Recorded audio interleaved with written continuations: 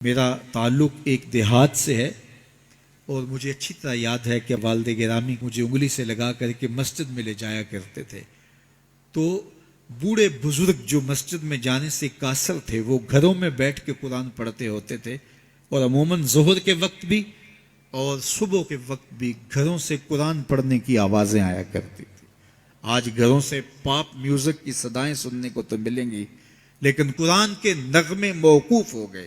یہی وجہ ہے کہ آج ہمارے گھروں سے برکت روٹ گئی ہے. دولت کی فراوانی کے باوجود، وسائل کی کثرت کے باوجود، اسباب آسودگی حاصل ہونے کے باوجود نہ آسودگی ہے، نہ سکون ہے، نہ طمانینت ہے، نہ برکت رہی، اس لیے کہ ہمارے گھروں سے قرآن رخصت ہو گیا. آج صبح اٹھ کے فیس بک کا چہرہ تو دیکھتے ہیں لیکن قرآن کا نقشہ نہیں دیکھا جاتا. تو برکت کے قافلے گھروں سے رخصت ہو گئے اور گھر برکتوں اور رحمتوں سے خالی ہو گئے. آج بھی اگر ہم نے گھروں میں برکتوں کو واپس بلانا ہے، رحمتوں کو اپنے گھروں میں واپس لانا ہے تو قرآن مجید کی تلاوت کو اپنے معمولات میں شامل کر لیجئے گا. پھر گھر میں آسیب کا سایہ نہیں ہوگا، ٹونا اور جادو نہیں ہوگا. پھر کسی بابے اور ملنگ کے پاس جا کر کے آپ کو اپنے مسائل نہیں بتانے پڑیں گے. آپ کے گھر میں قرآن ہے، سارے دکھوں کا علاج اسی مرشد کے پاس ہے.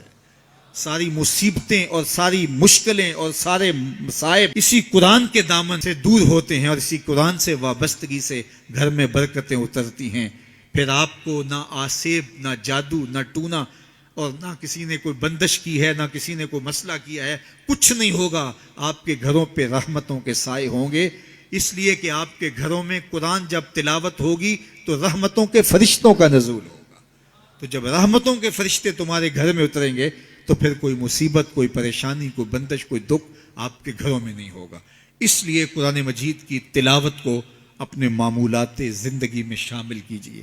دیکھیے یہ رمضان المبارک کا مبارک مہینہ اکثر گھروں کے اندر قرآن مجید کی تلاوت کا معمول رہا اور جو دن باقی ہیں ان ایام میں تلاوت کلام مجید کا معمول باقی رہے گا.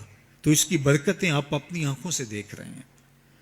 اور اگر یہ پورا سال ہمارے گھروں میں معمول باقی رہے، ہماری صبح کا آغاز ہی قرآن مجید کی تلاوت سے ہو، بیٹیاں بھی قرآن کھول کے صبح بیٹھ جائیں اور بیٹے بھی قرآن کھول کے بیٹھ جائیں، بوڑھے بھی قرآن کھول کے بیٹھ جائیں، جوان بھی قرآن کھول کے بیٹھ جائیں، تو مجھے بتائیے کہ کتنی رحمات اور کتنی برکات کا گھروں میں نزول ہو.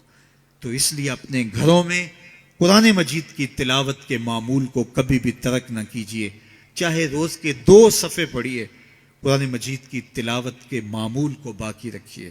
اور اگر اللہ آپ کو نصیب کرے تو اس کو مفہوم اور ترجمے کے ساتھ پڑھنے کی کوشش کیجیے تاکہ قرآن کا جو ہمارے نام پیغام ہے وہ بھی ہم سمجھ پائیں کہ قرآن ہمیں کیا بتا رہا ہے اور ہمیں کیا میسج دے رہا ہے، تاکہ ہماری زندگیاں اس پاکیزہ کتاب کی روشنی اور کتاب کے اجالوں میں بسر ہو. اور یہ کتاب اللہ کا تیسرا حق ہے کہ اس کو مفہوم و مطلب کے ساتھ سمجھنے کی کوشش کریں.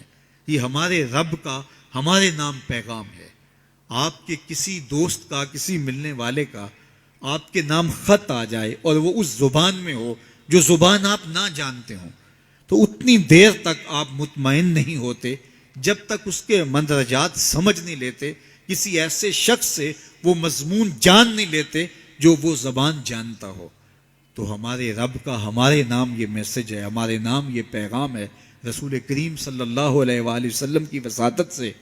تو ہمیں اس کو سمجھے بغیر چین کیوں آ گیا ہے؟